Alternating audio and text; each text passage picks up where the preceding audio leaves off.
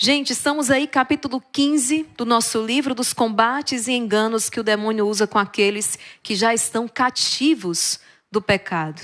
Veja, nesses dias que precederam, nós dedicamos bastante atenção ao autoconhecimento. Conhecer, não é? Conhece-te a ti mesmo. Conhecer quais são as suas fraquezas, conhecer quais são as brechas que ali estão, o autoconhecimento. Nós somos o maior inimigo, não é? Na verdade, São João da Cruz também já nos diz isso, o nosso maior inimigo somos nós mesmos. É a carne, né? Que insiste em imperar, que insiste em fazer valer os seus gostos, os seus apetites. Uma vez vencido este caminho, nós entramos aqui, nós vamos conhecer um pouco a maneira como age o segundo inimigo, que é exatamente o maligno. Não é? São João da Cruz vai falar, o demônio é ele também um dos inimigos da nossa alma. O demônio. E o Senhor, ele para isso se manifestou o Filho de Deus, a palavra vai nos dizer, para destruir as obras do maligno. Então é muito importante você também entender como que o inimigo ele age para te fazer perecer, não é? Uma vez conhecendo as suas fraquezas, entregando tudo isso à misericórdia de Deus, nós adentramos então nessa astúcia do maligno para também compreendermos como é que ele age para fazer perecer as nossas almas, para nos fazer sucumbir. O inimigo ele não está interessado, o interesse dele não é que você perca o seu emprego. Preste atenção nisso aqui. O interesse dele não é que você, de repente, que você adoeça. O interesse dele não são essas coisas aqui temporais que acontecem. Ele vai se utilizar dessas coisas, claro, para buscar abalar a sua fé, para te fazer perder a paciência, para te fazer desconfiar de Deus. Ele vai se utilizar dessas coisas. Ainda mais quando ele vai te conhecendo e percebendo onde é que é mais dolorido para você, não é? Se é aquele filho, se é aquele relacionamento, ele, se eu tocar aqui, a casa cai. Em outras palavras é isso, se eu tocar aqui, a casa cai. Como ele tentou fazer com Jó, partilhávamos em outro momento. Então, ele vai tocando nas coisas, ele vai tocando, mas na verdade o intento dele não são essas percas temporais. Não, o que ele quer é a nossa perdição eterna. É esse o intuito do maligno. Ele quer a nossa perdição eterna. É isso que ele quer. Nós precisamos ter isso em vista. Ele quer a sua condenação. É essa a vitória dele. Então, muitas vezes, ele se restará frustrado na sua vida porque aquela doença que veio e que ele achou que aquela doença iria lhe desestabilizar, na verdade, foi aquela enfermidade que te fez dobrar os joelhos e clamar a graça e a misericórdia de Deus. E ele fica louco com isso. Certa vez, no exorcismo, não é? Ele questionava o padre Rufus, esse sacerdote exorcista que por muitas vezes veio realizar conosco Misericórdia Brasil. E num dos exorcismos ele falava exatamente por que Rufus, né? Eu lembro até hoje, era um exorcismo gravado, e ele, pela boca daquele possesso, ele dizia, uai Rufus, por que Rufus? Eu faço de tudo para que ela blasfeme, para que ela ultraje o Senhor, e ela continua realizando obras de caridade. Tratava-se muito provavelmente de uma possessão expiatória, porque era uma alma que buscava o Senhor, era uma alma que não é caridosa, que buscava viver na graça, enfim. Mas o que eu quero chamar a atenção é que ele se questionava ali diante do padre Rufus no exorcismo. Por que, Rufus? Por quê? Ele não entende, não é? Não entende quando ali no meio daquela enfermidade, no meio daquela tribulação, no meio daquela situação difícil, uma voz se ergue para louvar a Deus. Eu te louvo, Senhor. Eu te louvo. Eu te louvo pelos acertos, eu te louvo até pelos erros, eu te louvo por aquilo que está tão bem, por aquilo que está tão ruim. Eu quero te louvar. Ele não consegue entender. Então, o grande intento do maligno é fazer perecer a sua alma. É levar você ao desespero, como ele levou Judas. É isso que ele quer, que você se desespere e desconfie de Deus. Então, muitas vezes, quando aquilo que vem para te destruir, na verdade é o que te faz dobrar os joelhos, te coloca de pé, no sentido de buscar a Deus, na graça de Deus, né? Como diz o ditado, ele dá com os burros na água, ele resta frustrado o seu plano. E nós precisamos do Espírito Santo para, assim, frustrar todos os planos do maligno nas nossas vidas. Então, ele sabe, né? Ele observa, ele é astuto, a serpente infernal é astuta, como lidar com cada um. E por isso Dom Lorenzo vai dizer, o inimigo comum não se preocupa com mais nada, além de cegar cada vez mais as almas presas no pecado. A alma que já está presa no pecado, ele não se preocupa com mais nada, além de cegá-la cada vez mais, afastando-as de qualquer pensamento que as leve ao conhecimento do seu estado infeliz e miserável. Então, o intento dele na alma que já se encontra em pecado é cegá-la cada vez mais. Barrar aqueles pensamentos, as inspirações, porque o anjo do Senhor, ele vai tentar a todo instante tirá-lo daquela cegueira. Nós podemos aqui nos debruçar no livro dos Atos dos Apóstolos, no capítulo 9, onde nós nos deparamos aí com a conversão de São Paulo. Abra a sua Bíblia. Atos dos Apóstolos, capítulo 9. Deixa eu abrir também aqui a minha Sagrada Escritura. Veja, a conversão de São Paulo. Vai dizer o seguinte, Saulo, entretanto, respirava ameaça e morte contra os discípulos do Senhor. Apresentou-se ao sumo sacerdote e pediu-lhe cartas de recomendação para as sinagogas de Damasco, a fim de trazer presos para Jerusalém os homens e mulheres que encontrasse adeptos do caminho. Paulo, no caso ainda Saulo, está cego. Está fechado, está cego. E ele respira morte e perseguição contra os cristãos. Até que, vai dizer a palavra mais adiante, Paulo vai viver uma experiência a caminho de Damasco. E mais à frente ele vai receber a oração do homem de Deus Ananias. E a palavra vai dizer que imediatamente caíram dos olhos de Saulo como que escamas. E ele recobrou a vista. Saulo estava cego. No seu pecado, na sua ira, ele estava cego. Ele não conseguia enxergar.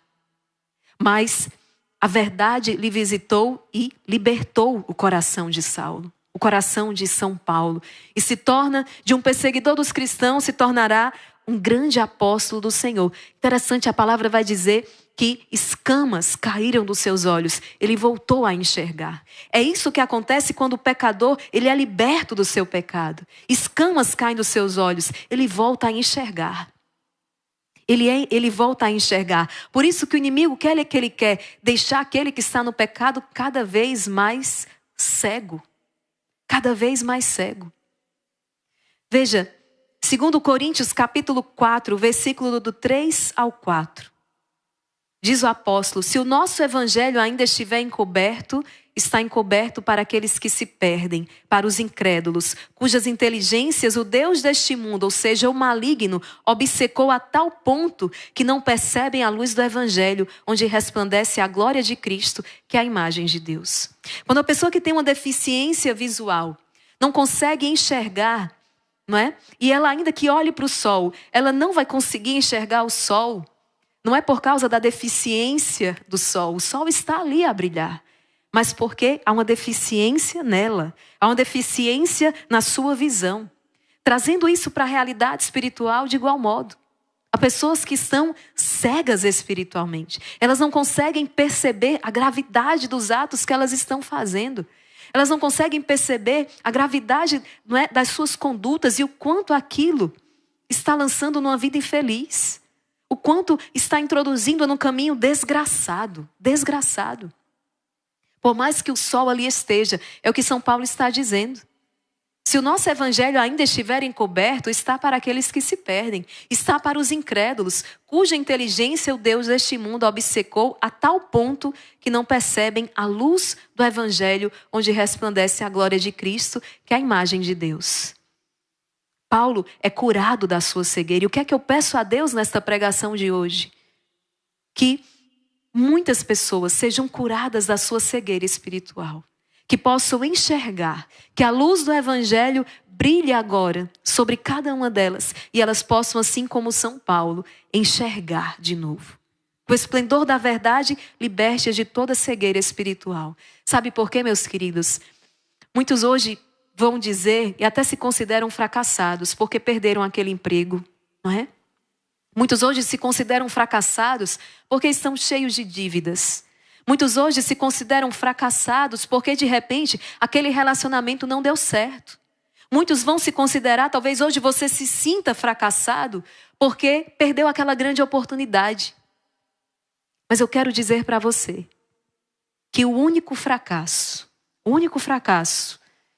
nós só podemos empregar essa palavra na profundidade do seu termo. Essa palavra ela só pode ser empregada na vida de um cristão católico no que diz respeito ao pecado.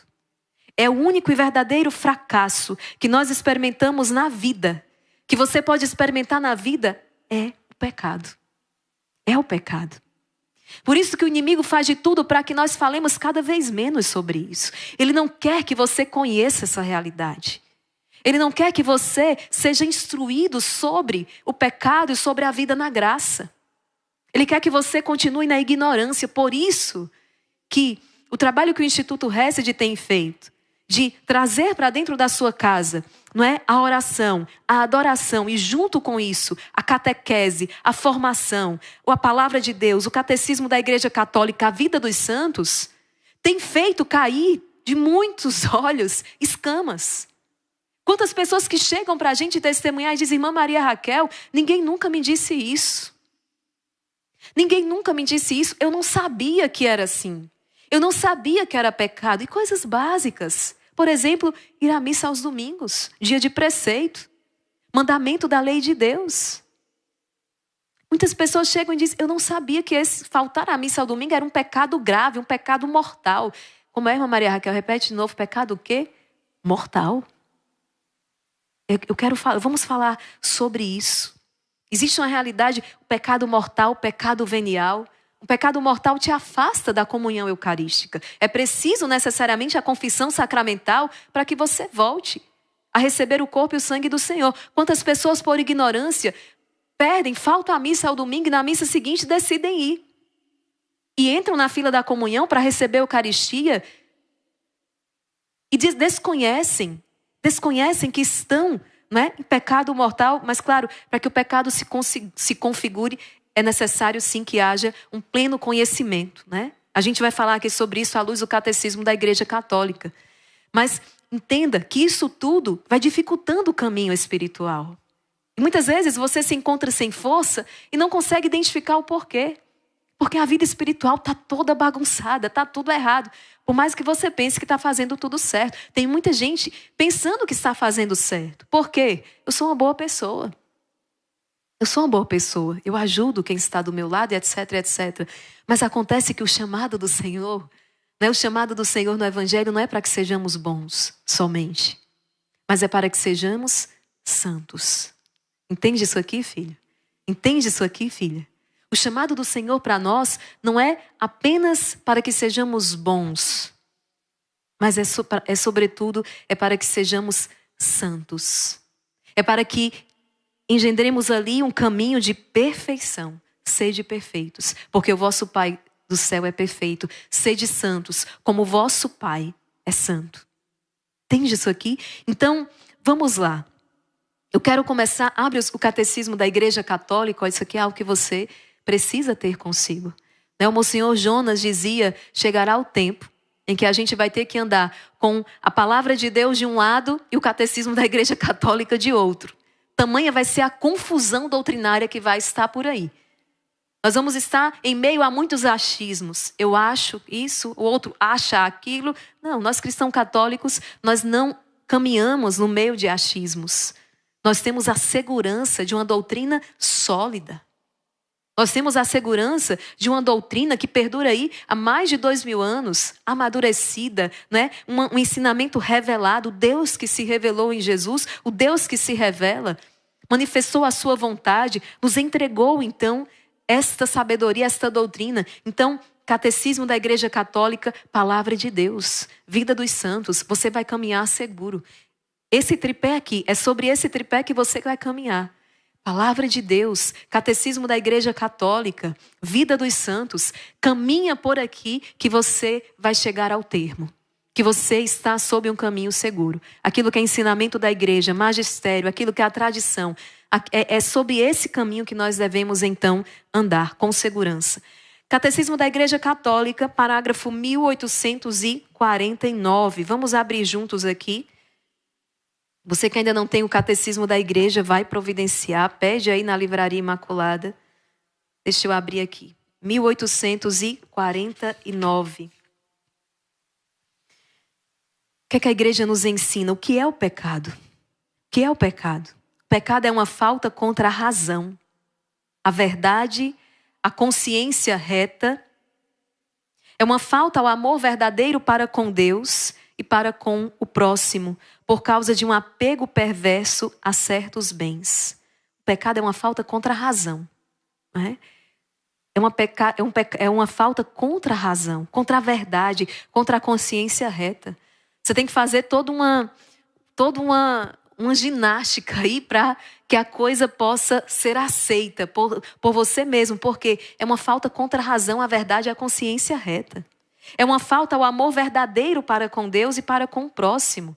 Por causa de quê? De um apego perverso a certos bens. Você colocou aqui certos bens acima do seu relacionamento com Deus, da sua fidelidade a Deus. Você, quando peca, está apegado àqueles bens. Como, por exemplo, o pecado da luxúria. Não é? Você trouxe ali, colocou o sexo em primeiro lugar. Prescinde daquilo que é a lei natural, aquilo que Deus deixou inscrito no coração do homem. Aquilo que ele revelou em Jesus por causa dessa desordem, uma desordem sexual. Ou aqueles que buscam o poder, o pecado aqui da avareza, por causa desse apego desordenado a esses bens materiais, não é? Você cai no pecado. Ou seja, é uma falta ao amor verdadeiro para com Deus e para com o próximo. Olha o que o catecismo diz: fere a natureza do homem. Você não foi feito para isso. E de repente você se deixa escravizar por aquele bem. Por aquele bem. E veja, ofende a solidariedade humana. O pecado foi definido como uma palavra, um ato ou um desejo contrário à lei eterna. Contrário a esta lei eterna que está inscrita no coração de todos os homens. O pecado, olha que terrível. Olha a definição de pecado que a igreja nos traz. Então, conhecendo essa realidade, essa fealdade do pecado, lembrando aquilo que os santos nos ensinaram, né? O inimigo, ele é sim como que um cão muito feroz, mas ele está acorrentado, dizia o Padre Pio. Basta você não se aproximar dele. Mas quando é que você se aproxima dele? Quando você passa daquele limite e se torna então vulnerável aos ataques dele. É o pecado. É o pecado que te faz ficar vulnerável, à mercê do maligno. O que muitos ignoram é que existem graus de pecado. Por isso que eu falava ainda há pouco, pecado mortal, pecado venial. Isso aqui é muito importante você prestar atenção. Há muitas dúvidas sobre isso.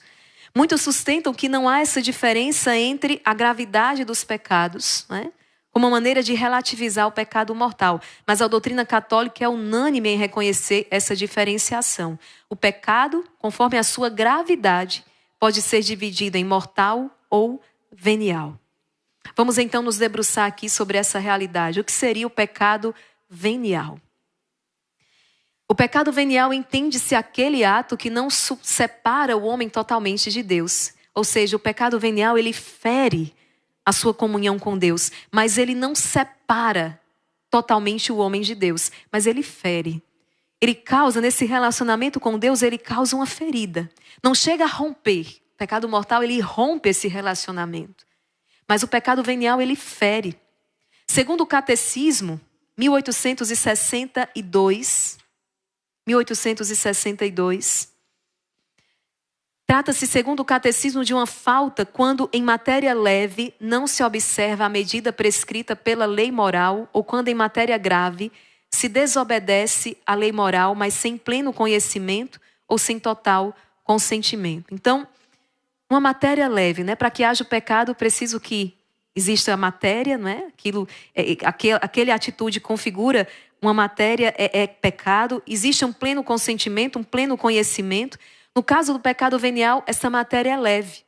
Não se observa a medida prescrita pela lei moral. Ou, em se tratando de uma matéria grave, eu falei aqui, por exemplo, a Santa Missa, aos domingos. Mas a pessoa não tem o pleno conhecimento disso.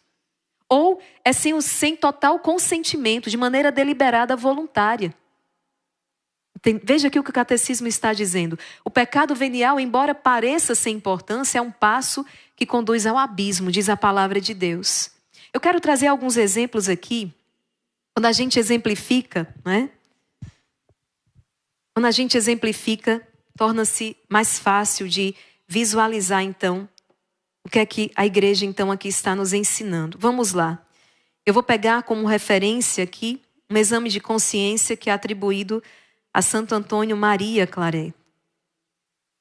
E ele coloca aqui algumas situações que nós podemos, inclusive, apontar como pecado, então, venial, por se tratar de matéria leve. Mas é pecado. O pecado de dar entrada no coração de qualquer suspeita não razoável ou de opinião injusta a respeito do próximo. Olha o que o Santo Antônio está colocando. O pecado de iniciar uma conversa sobre os defeitos de outra pessoa ou de faltar à caridade de qualquer outra maneira, levemente. O pecado de omitir por preguiça as nossas práticas espirituais ou de as cumprir com negligência voluntária. O pecado de manter um afeto desregrado por alguém. Ou de ter demasiada estima por si próprio, de mostrar satisfação vã por coisas que nos dizem respeito. Olha aqui, o pecado de receber o santo sacramento de forma descuidada. Pode ter aquela pessoa que não, vou à missa todo domingo, irmã Maria Raquel, mas como você está recebendo os sacramentos? Como você recebe o Santíssimo Sacramento da Eucaristia? Quem é você na Santa Missa? Como você participa do santo sacrifício? Como você se prepara para viver o santo sacrifício? Será que eu estou lá distraído, com o espírito dissipado? Às vezes pode até ser que isso aconteça, mas você está lutando. Nossa, a tentação na missa hoje foi terrível. A tentação à distração, a tentação à dispersão, mas eu lutei do início ao fim. Aqui é uma coisa. Outra coisa é quando você se entregou. Recebeu os sacramentos de maneira descuidada. É o que Santo Antônio está dizendo. Recebeu o sacramento de forma descuidada, com distrações e outras irreverências, sem preparação séria. Certa vez, uma pessoa de uma outra denominação religiosa conversava com um cristão católico e perguntava para ele, dizia, é sério? Você realmente acredita que o teu Deus está no Santíssimo Sacramento? E a pessoa dizia, sim, claro, eu creio. E aí ele disse, olhe, pois se eu acreditasse que o meu Deus estava ali, naquele pedaço de pão, eu jamais me aproximaria dele como você se aproxima. A pessoa ficou assim, ó. Levou um exame de consciência. Porque aproximar-se do Santíssimo Sacramento sem a devida reverência, até mesmo sem estar com o coração, né, preparado, as disposições necessárias para receber o Santíssimo Sacramento, então o descuido, a distração e irreverência, Santo Antônio está colocando aqui um pecado venial, que é outra história se você está, né, se você está, não se confessou, aí já é um pecado grave. Aqui ele está falando de um descuido, uma falta de reverência, tá? Impaciência, ressentimento, recusa em aceitar desapontamentos como vindo da mão de Deus, né? Porque isto coloca obstáculo no caminho dos decretos e disposições da divina providência. Quando você se rebela contra aquilo que acontece, o pecado de nos proporcionarmos uma ocasião que possa, mesmo remotamente, manchar uma situação imaculada da santa pureza, quando você se expõe ao perigo, o pecado de esconder propositadamente as nossas más inclinações, fraquezas e mortificações de quem devia saber delas, querendo seguir o caminho da virtude de acordo com os caprichos individuais e não segundo a direção da obediência. Olha isso aqui, né? De repente, diante do diretor espiritual, quando você esconde, Santo Antônio Maria Claret está apontando isso aqui como pecados veniais. Ou seja, como diz o catecismo, quando, vamos lá, em matéria leve não se observa a medida prescrita pela lei moral. Ou quando em matéria grave se desobedece à lei moral, os mandamentos do Senhor, mas sem pleno conhecimento ou sem total consentimento. Nós trouxemos aqui exemplo dessas duas realidades. Mas, meus queridos, não fique à vontade com o pecado venial. Por que muitas pessoas hoje estão em pecado mortal? Porque não cuidaram. Eclesiástico 19, versículo 1. Abra a sua Bíblia. No livro de Eclesiástico, capítulo 19, versículo 1. Quem despreza as coisas pequenas, pouco a pouco cairá. Ah, é um pecadinho, né? As pessoas falam, é só um pecadinho. Quem despreza as coisas pequenas, pouco a pouco cairá. No fundo, nós jamais vamos considerar qualquer falta um pecadinho se você olha para aquele a quem você está ofendendo, que é o próprio Deus. É pecado. E aí, os pecados veniais, eles vão, como eu falava, ferindo o relacionamento. Ferindo, até uma hora que se rompe. É fácil de entender essa analogia, essa comparação. Os relacionamentos, não é? Quantos aí que romperam? Eu falo, por exemplo, a questão da vocação. Ah, fulano perdeu a vocação. Essa perda não acontece do dia para a noite. Mas um relacionamento vai sendo ferido. Você vai descuidando do relacionamento. Até que acontece um rompimento. Essa é a realidade do pecado venial quando você não tem atenção para com ele. É só um pecado venial. Não me afasta da comunhão eucarística. E aí você vai comungando, não é? Por exemplo, o que o Santo Antônio Maria Claret trouxe, comungando dias a fio de maneira descuidada, sem a devida reverência. Daqui a pouco você esfriou no amor ao Santíssimo Sacramento e aquilo foi desordenando todo o teu edifício espiritual e você acaba caindo no pecado mortal. Foi à missa todos os domingos, mas comungava sem reverência. Daqui a pouco você nem mais à missa aos domingos vai, caiu no pecado mortal, porque não teve atenção para com o pecado venial. Quem despreza as coisas pequenas, pouco a pouco cairá. Santo Agostinho vai dizer o seguinte: o homem não pode, enquanto está na carne, evitar todos os pecados. Pelo menos os pecados leves. Ele não pode, enquanto está na carne, ele não consegue evitar todos os pecados, diz Santo Agostinho. Mas esses pecados que chamamos leves, não os consideres insignificantes. Se o consideras insignificantes ao pesá-los, treme ao contá-los. Um grande número de objetos leves faz uma grande massa. Um grande número de gotas enche um rio. Um grande número de grãos faz um montão. Qual é então a nossa esperança? Antes de tudo, a confissão. Tem gente que só leva para a confissão aquilo que é um pecado mortal. Santo Agostinho está dizendo, aprende a levar os seus pecados veniais para a confissão. Gente, isso aqui, olha, é um conselho preciosíssimo que Santo Agostinho está lhe dando. É por isso que nós encontramos, por exemplo, um Padre Pio que vai confessar-se toda semana. Certamente não é porque o Padre Pio está toda semana em pecado mortal, mas porque ele acolhe esse conselho aqui de Santo Agostinho e ele sabe que se ele não vai cortando, melhor dizendo, esses pecados leves, veniais, ele pode vir a cair. É um escrito tão belo do São Padre Pio que ele vai dizer: Senhor, fica comigo, Senhor, porque eu sou fraco e preciso de ti. São Padre Pio. São Padre Pio, fica comigo, Senhor, porque eu sou fraco e preciso de ti. Porque se não ficares comigo, eu vou cair, eu vou te trair. Senhor, fica comigo na noite da minha vida. Olha que bonito os santos. Só alcançaram a santidade porque primeiro conheceram as suas fraquezas. Foi o que nós fizemos nessas primeiras 2 semanas, com o livro do Combate Espiritual à Paz Interior, conhecendo-se, né? Você foi se conhecendo, meditando sobre as suas paixões desordenadas. E agora nós entramos aqui nessa realidade, né? Como é que o inimigo, ele age. Então, este engano é um pecado leve, é um pecado venial. Vai comungando desse jeito mesmo. O Padre Pio confessa-se toda semana. Nossa Senhora em Medjugorje pede a confissão pelo menos uma vez por mês. A palavra vai dizer que o justo peca 7 vezes ao dia. O justo na Sagrada Escritura é o santo. E que pecado é esse que se refere a esses pecados o qual Santo Agostinho está dizendo? Não pode o homem, enquanto está na carne, evitar todos os pecados. Mas esses pecados que chamamos leves, não considere insignificante, não. Se você considera insignificante ao pesá-lo, ele é leve, um pecado leve, mas trema ao contá-los, ao confessá-lo. Um grande número de objetos leves, ele fala aqui. Então o que é que ele diz? Qual é a nossa esperança? A confissão. A confissão é a nossa esperança. Então aprende a fazer um exame de consciência delicado, um exame de consciência. E aqui não é cair no escrúpulo, não. Mas é reconhecer. Nossa, eu acabei tecendo aqueles comentários indevidos sobre, né, determinada pessoa. Eu não devia ter feito isso. À luz aqui do que Santo Antônio Maria Claret foi trazendo e a gente foi fazendo, examinando a consciência com ele, não é? Colocar isso. Santa Teresa de Ávila compara os pecados veniais. Olha o que ela diz. Essa grande doutora da igreja. Ela hoje quer te ensinar.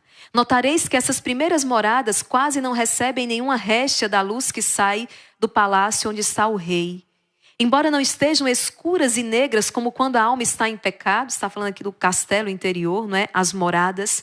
Embora não estejam escuras e negras como quando a alma está em pecado, estão de alguma maneira obscurecidas e não se consegue ver quem está nelas. Isso não por culpa do aposento, mas porque entraram com a alma tantas cobras, víboras e animais peçonhentos que não a deixam ver a luz. É como se alguém entrasse no lugar com muita claridade, tendo um cisco nos olhos, quase não os pudesse abrir. O aposento está claro, mas a alma não percebe por causa dessas feras e alimárias que a obrigam a fechar os olhos para não ver senão a elas. O pecado venial vai fazendo isso, vai turvando. Dito isso sobre o pecado venial, é aquilo, vamos lá, vamos repetir isso aqui. O pecado leve trata-se de uma falta quando em matéria leve não se observa a medida prescrita pela lei moral. Ou quando em matéria grave se desobedece à lei moral, mas sem pleno conhecimento, sem total consentimento. Eu estou então diante de um pecado venial, que a igreja, né, de um pecado, digamos, leve, mas nem por isso será ignorado. Aprendemos isso aqui hoje? Não ignore os pecados veniais. Fere a sua comunhão com Deus. E de pecado venial em venial pode te levar ao pecado mortal e fazer romper a sua relação com Deus. Então, o que se diz que se trata o pecado mortal? O pecado mortal, por sua vez, atenta gravemente contra o amor de Deus, desviando o ser humano da sua finalidade última e da bem-aventurança. Catecismo da Igreja Católica, parágrafo 1859. O pecado mortal requer pleno conhecimento e pleno consentimento. Você tem o pleno conhecimento de que aquela matéria se trata de uma matéria grave, de que aquele ato é um ato pecaminoso. E você consente, é um ato deliberado. Você consente naquilo. Pressupõe o conhecimento do caráter pecaminoso do ato, de sua oposição à lei de Deus. Envolve também um consentimento suficientemente deliberado para ser uma escolha pessoal.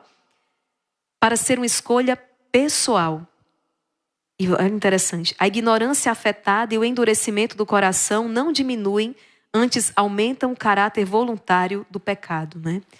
Você tinha condições, Deus te deu todas as condições para que você conhecesse aquilo, mas você ignorou. Quantas pessoas que tinham todas as condições de buscar uma boa catequese, mas você não buscou. Então, de certo modo, você está mas eu estou na ignorância, mas por culpa própria. Todas as condições lhe foram dadas para que você se instruísse na lei de Deus, para que você conhecesse os mandamentos do Senhor. O que é que você está fazendo nessa hora que você passa aqui? É um dos maiores investimentos que você está fazendo na sua vida. Você está investindo na sua alma. Você está investindo na sua salvação. É isso que está acontecendo aqui. Num bem que a traça não vai corroer, a ferrugem não vai destruir, que os ladrões não podem roubar. Você está investindo na sua eternidade, na salvação da sua alma. Você está se instruindo. Então veja, para que haja pecado mortal, é preciso pleno conhecimento e que se trate de matéria grave, né? Ali dos mandamentos da lei de Deus. Eu dava um exemplo aqui anterior, o faltar à Santa Missa nos domingos ou dias de preceito. Ou seja, está se descumprindo o mandamento da lei de Deus, claro, salvo por uma questão grave. Se eu faltei à missa, né? As pessoas, eu estava no caminho para a missa, irmã Maria Raquel, quando de repente aconteceu um acidente na minha frente. Digamos que você é um médico e você ali parou para poder prestar os primeiros socorros e isso fez com que você perdesse a missa. É claro que aqui estou diante de uma situação onde em nome da caridade, você naquele momento você era levado a fazer exatamente isso mesmo, prestar socorro àquela pessoa. Ou a pessoa está doente, está enferma, não tem condições. A igreja é tão misericordiosa, né? Quantos ministros extraordinários da Eucaristia visitam os enfermos para levar a comunhão eucarística, porque sem a Eucaristia não dá. Sem Eucaristia não dá.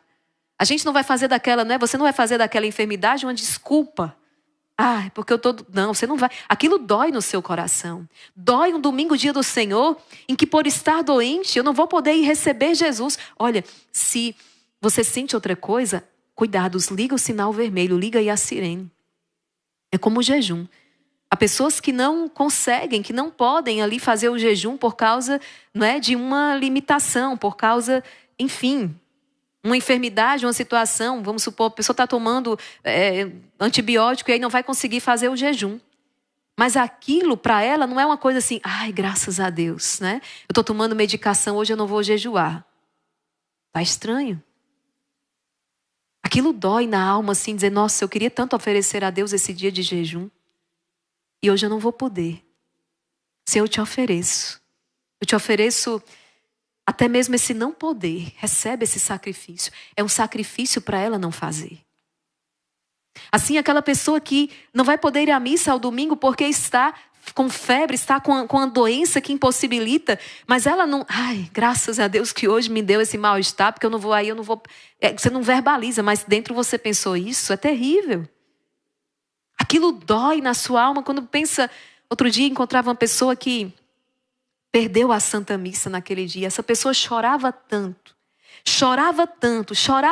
assim, copiosamente, que era a dor daquela pessoa porque perdeu a Santa Missa.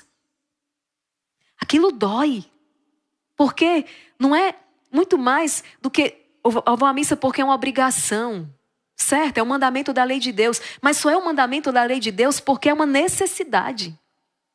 Porque para que haja vida divina em você, é preciso de Eucaristia. O Senhor vai dizer isso, aquele que vive e crê, aquele que come a minha carne e bebe o meu sangue, este tem a vida. Então, vamos lá. O pecado mortal exige 3 qualificações, eu já falava, envolve matéria grave, fere os 10 mandamentos, cometido com pleno conhecimento, saber que este ato realmente isso é pecado, e cometido com pleno consentimento. Cometo aquele ato por vontade própria, eu quero fazer isso aqui. Gente, então, quais as consequências práticas do pecado mortal? Olha, preste atenção nisso aqui para você guardar, tá? Guardar no teu coração. Acarreta a perda da caridade, a privação da graça santificante, isso é do estado de graça. E se esse estado não for recuperado mediante o arrependimento e o perdão de Deus, causa a exclusão do reino de Cristo e a morte eterna no inferno. Se esse lhe faz perder a caridade, lhe priva da graça santificante, do estado de graça, e se esse estado não for recuperado mediante arrependimento e confissão, causa a exclusão do reino de Cristo e a morte eterna no inferno. Olha aqui como isso aqui é grave. Está no Catecismo, parágrafo 1861. 1861. Ele rompe, causa a ruptura do relacionamento com Deus. E aquilo que Dom Lourenço está dizendo, o pecado cria uma propensão ao pecado, gera o vício pela repetição dos mesmos atos. Disso resultam inclinações perversas que obscurecem a consciência e corrompem a avaliação concreta do bem e do mal. Assim, o pecado tende a reproduzir-se, a reforçar-se, mas não consegue destruir o senso moral até a raiz. Catecismo da Igreja, parágrafo 1865. Ele vai se reproduzindo e vai se reforçando, embora não destrua absolutamente o senso moral que a pessoa traz consigo. Há sempre aquela inquietação, uma voz interior. E aqui por isso que São João Paulo II vai trazer uma frase que dá o que falar. Mas eu vou citar porque eu estou citando uma frase, né, de um santo da Igreja Católica. Né? Ele vai dizer, os consultórios, muitas vezes, os consultórios dos psiquiatras estão lotados, sabe por quê? Porque nós temos confessionários vazios. Olha o que São João Paulo II está dizendo. Muitas vezes os consultórios, os psiquiatras estão lotados porque nós temos confessionários vazios. O pecado faz adoecer, minha gente. O pecado faz adoecer. Pecado não confessado é pecado não perdoado e faz adoecer. E faz adoecer. Então, hoje, né, compartilhando ainda um pouco sobre isso aqui que São João Paulo II está trazendo, muitas pessoas estão buscando entorpecer, anestesiar, preste atenção nisso aqui, anestesiar, entorpecer a sua consciência. Porque a consciência é um sacrário onde a voz de Deus ressoa. O Catecismo da Igreja Católica está dizendo: não se consegue destruir o senso moral até a raiz. Há sempre uma voz. Pode ser que ela esteja muito fraquinha por causa dos grandes pecados. Ela fica meio que abafada, mas ela continua ressoando, dizendo: não é por aqui, não é por aqui, não é por aqui, não é esse o caminho. E aí, se recorre hoje a esse recurso, entorpecer a consciência. Olha, o uso de drogas que aumenta a cada dia. Tem alguma coisa errada. Tem alguma coisa errada. Mas eu preciso entorpecer ou anestesiar das pessoas que, né, se automedicam aí para passar o dia num estado anestesiado. Não suporta a lucidez. Mais uma vez, eu preciso aqui abrir o parêntese, né? Nós não estamos... Cada caso é um caso. Cada situação é uma situação. Por isso que você precisa de um diretor espiritual. Você precisa de um bom confessor. Você já pediu essa graça a Deus? Eu sei que muitos aqui. Eu sei que o Instituto Hesed faz é uma grande direção espiritual, né? Mas é preciso que você tenha um bom confessor. Alguém que possa lhe ouvir, assim, ouvir, não é? Pessoa a pessoa. Pessoa a pessoa. Para que possa te ajudar. Muitas pessoas, não é? Então, isso é necessário para que você possa também caminhar com segurança. Dom Lourenço vai dizer: o inimigo não apenas afeta essas almas, os pensamentos e inspirações internas que as chamam à conversão, mas por meio de outros pensamentos diferentes e opostos, com ocasiões preparadas e prontas, as faz cair e repetir os mesmos pecados já cometidos antes, ou pecados mais graves e enormes. Isso faz com que cresça e aumente a sua própria cegueira, levando-os a se acostumarem com o pecado, e assim passam de um pecado a outro, de miséria a outra, até que, se Deus não te socorre com o poder de sua divina graça, a alma miserável se precipita em sua infeliz e depravada vida, até a morte eterna. O que é que Dom Lourenço está dizendo? O inimigo quer que você se acomode na situação de pecado em que você está. Você se acomode. É por isso que o cristão que para de crescer espiritualmente é a mesma coisa de retroceder. Na caminhada espiritual, quem não avança, retrocede. Ninguém, eu estou conformado, cheguei até aqui, já venci aqueles pecados mortais, tá bom. Tá bom, já venci, eu não tenho mais, não peco mortalmente, são apenas algumas falhas aqui e ali, mas eu me acomodei. Não vai demorar muito, você vai voltar para aquele estado. Quem se acomoda, quem na vida espiritual para de avançar, retrocede. Por isso que você está aqui a cada dia buscando o quê? Aprofundar-se. Aprofundar-se espiritualmente, porque parar é retroceder. O inimigo quer que você se acomode no ponto em que você chegou. Por exemplo, se acomode no meio dos seus pecados veniais, porque ele sabe que dentro em pouco você vai voltar para a realidade, você vai voltar para a realidade do pecado mortal. Agora, algo muito forte aqui. A alma perde algo muito forte. Deus, o socorro de Deus com a sua graça. Nós não podemos desesperar da salvação de ninguém, nem da sua própria. O inimigo, quando ele te conduz ao pecado e você livremente, não é? Por isso que a gente fala, por minha culpa, foi minha tão grande culpa. O inimigo, ele como que colocou ali uma isca, mas você abocanhou porque você quis. Você tinha pleno conhecimento, foi com pleno consentimento.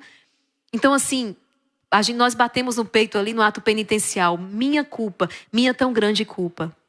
O inimigo fez o trabalho dele. Se tem algo que ele é trabalhador. Ninguém pode acusar o maligno de ser preguiçoso.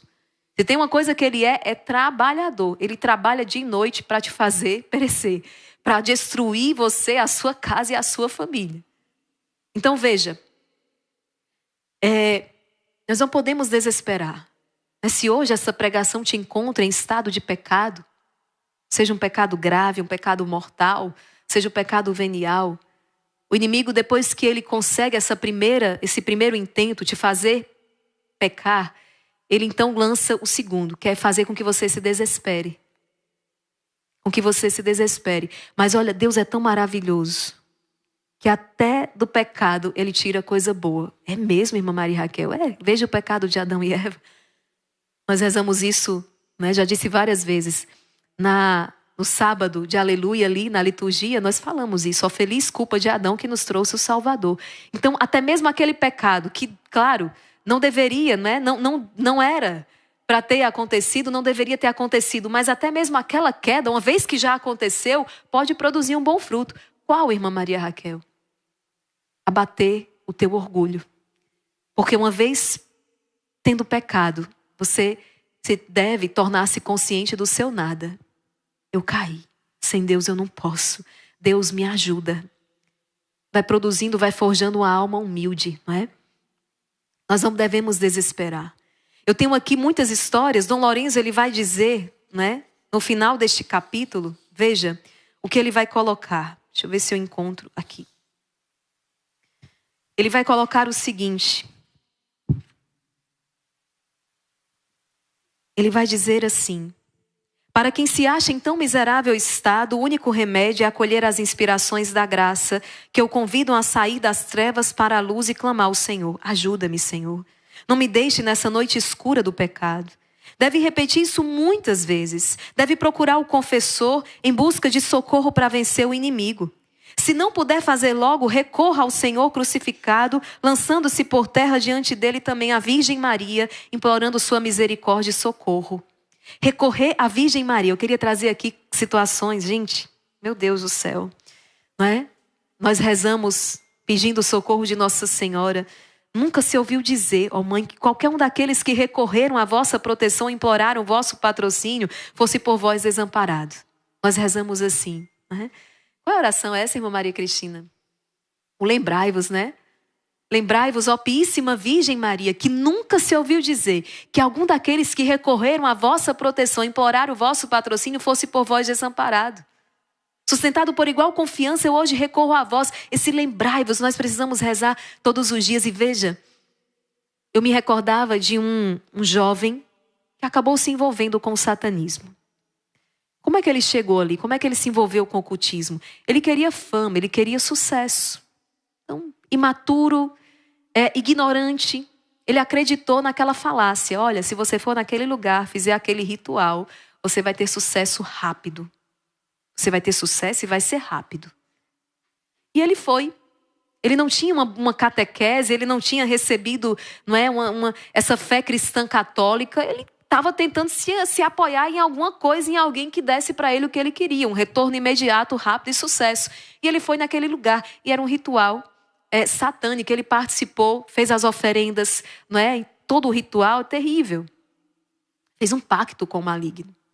E ficou caminhando anos dentro daquela realidade. E foi afundando, né?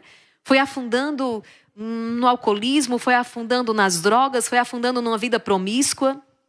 Até que ele se apaixonou por uma jovem cristã católica. A jovem, por sua vez, ignorava aqueles caminhos que ele estava, não é? Aquele envolvimento com o satanismo. Sim, via que era uma pessoa que não caminhava na graça de Deus. Caminhava no pecado, mas não imaginava o quão profundo era, né? No sentido de que havia ali por trás até mesmo um pacto com Satanás. E foram se relacionando, até que ela viu que não dava, desistiu, não quis mais. Só que ela fez uma coisa. Movida por compaixão, ela deu àquele rapaz a medalha milagrosa.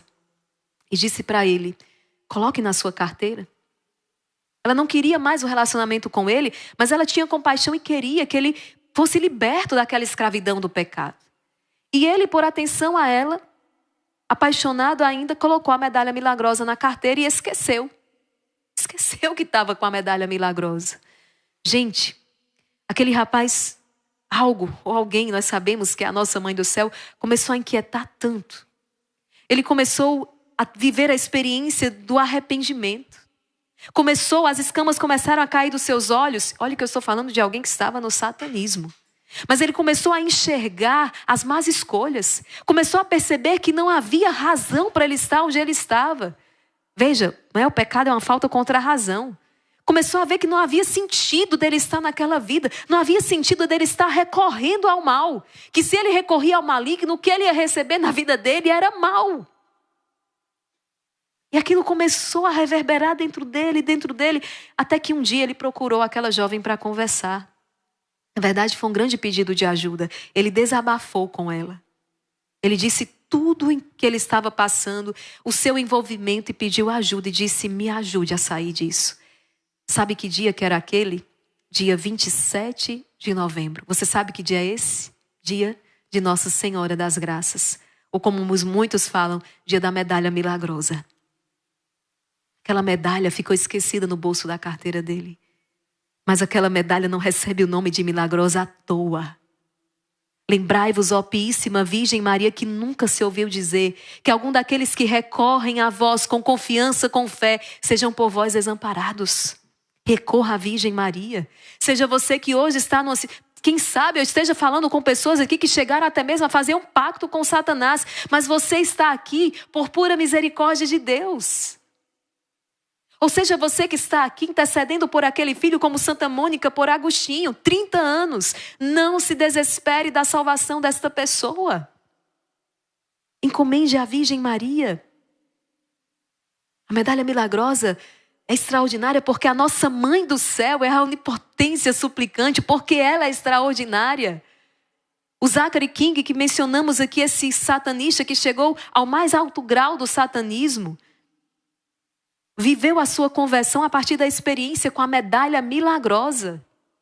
Quando uma senhora numa loja colocou a medalha milagrosa na mão dele, ele era um homem, não é? De muitos dons, inclusive místicos, sobrenaturais. Foi Deus que deu a ele estes dons e o inimigo, sabendo, levou por um caminho de perdição para que ele usasse os seus dons para o mal. E ele fez isso por muito tempo. Até que um dia, numa loja, uma senhora colocou a medalha milagrosa na mão dele e ele riu na cara daquela senhora e disse: isso aí? Você acha que isso aí pode fazer algo por mim? Quando ela colocou a medalha na mão dele, ele viveu uma experiência sobrenatural. Uma experiência sobrenatural que despertou. Ele disse: como assim? Quem é essa mulher? O que é isso? A medalha milagrosa é a mulher vestida de sol, é aquela que vence o dragão infernal, é aquela que pisa a cabeça da serpente, é aquela que nos foi dada por mãe. Somos nós os degredados filhos de Eva. Dom Lourenço está dizendo: recorra à Virgem Maria. Porque nunca se ouviu dizer que algum daqueles que recorrem a Nossa Senhora sejam por ela desamparados. Nunca. E aqui nós poderíamos nos debruçar sobre outras situações. Trazer tantos outros exemplos. Por isso, não se desespere da salvação deste filho. Não se desespere da salvação desta filha. Não se desespere da tua salvação.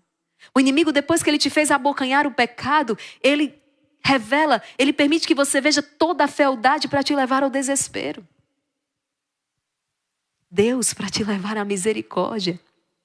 Dom Lourenço vai dizer ainda: o remédio para tal mal, pelo que nos toca, é que aqueles que se encontram em tão miserável e lamentável estado estejam prontos em responder aos bons pensamentos e inspirações que os chamam das trevas para a luz. São Paulo, nós iniciamos com este exemplo, está aqui em Atos dos Apóstolos, capítulo 9. Ele se abriu à inspiração. Ele permitiu, ele se abriu àquela inspiração, àquela moção do alto. Saulo, Saulo, por que me persegues? Quem és tu? Eu sou o Cristo, a quem tu persegues. A conversão de Santo Agostinho é um exemplo muito forte da graça que rompe a surdez e a cegueira do pecado. Santo Agostinho nos testemunha assim no seu livro Confissões. Joguei-me debaixo de uma figueira e dei rédea solta às minhas lágrimas. O pecado, ele gera uma desordem. Por mais prazeroso que ele seja inicialmente, ele deixa na alma um vazio. Ele deixa na alma esse vazio, essa insatisfação. E Santo Agostinho vai dizer: eu joguei-me debaixo de uma figueira e dei rédea solta às minhas lágrimas. Não como as mesmas palavras, mas como o mesmo sentido. Eu disse a Deus muitas coisas como estas. Senhor, até quando? Até quando estarás irado? Não queiras mais lembrar-te das minhas maldades passadas. Santo Agostinho empreende aqui um caminho de conversão. E enquanto dizia isto e chorava com amaríssimo arrependimento do meu coração, eu ouvi uma voz da casa vizinha, não sei de menino, menina, mas que cantarolava e dizia muitas vezes: toma e lê, toma e lê. Mudou-se-me de repente o rosto e tentei recordar se havia algum jogo em que as crianças costumassem cantarolar algo parecido, mas não lembrava de nada semelhante. Então, contendo as lágrimas, eu me levantei, interpretando essa voz como uma ordem divina, para que abrisse o livro e lesse o que se me apresentasse. Voltei rapidamente ao lugar em que Alípio, seu amigo, estava sentado e onde eu deixara o livro do apóstolo. Eu tomei a palavra de Deus, abri e li em silêncio o primeiro trecho em que pus os olhos e dizia assim: não andeis em comilanças e bebedeiras, nem em orgias, deixai as contendas e rixas e revesti-vos de nosso Senhor Jesus Cristo e não vos ocupeis da carne e dos seus desejos. E não quis ler mais nada, também não era necessário, pois quando terminei de ler esse parágrafo, dissipou-se toda a escuridão das minhas dúvidas, como se uma luz fortíssima me tivesse inundado o coração, e então eu exclamei. Era a vida de Agostinho, uma vida em bebedeira, gulodices, uma vida luxuriosa, era uma vida devassa. E quando ele abre aquele livro, então a palavra de Deus, o Senhor está dizendo: basta. Não, se não vos entregueis mais a esta vida. E Santo Agostinho vai dizer então: não preciso de mais nenhuma palavra. E exclamou: tarde te amei. Beleza tão antiga e tão nova, tarde te amei. Tu estavas dentro de mim e eu andava por aí, eu estava fora de mim. Como animal, lançava-me sobre as coisas belas que tu criaste. Tu estavas comigo, mas não eu estava contigo. Mantinham-me atado longe de ti essas coisas, que se não fossem sustentadas por ti, deixariam de ser. Chamaste-me, gritavas-me, rompeste a minha surdez, brilhaste e resplandeceste sobre mim, e expulsaste dos meus olhos a cegueira. Exalaste o teu espírito e aspirei o seu perfume e desejei-te, saboreei-te, agora tenho fome e sede de ti. Tocaste-me e ardi por tua paz. Tocaste-me e ardi por tua paz. Nós começamos uma série, não é? Na verdade, ontem já começávamos esta série sobre esses ardis do maligno. E a cada dia nós vamos meditar. Hoje são a maneira como o inimigo age na alma que já se encontra em pecado.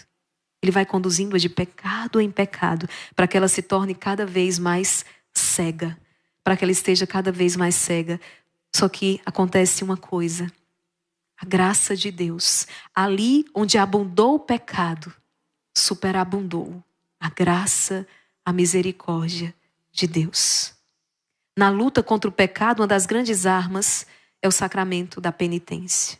Quando por infelicidade o homem cai no abismo do pecado, é por meio da confissão que ele se reconcilia com a igreja. É através da acusação dos seus pecados ao sacerdote, ao Cristo sacerdote, que ele recupera a graça de Deus. Ele é reconciliado com Deus, com a igreja. Ele recebe, olha, a graça hoje.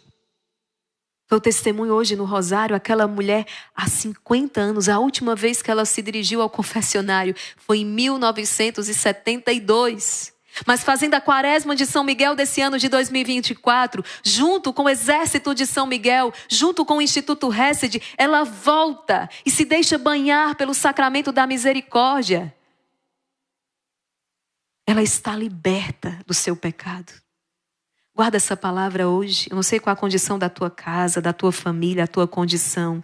Mas vai dizer o apóstolo, ali, onde abundou o pecado, superabundou a graça, a misericórdia de Deus. Guarda esta palavra.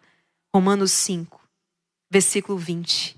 Ali onde abundou o pecado, superabundou a graça de Deus. Amém? Esperança. A misericórdia de Deus te alcança neste dia.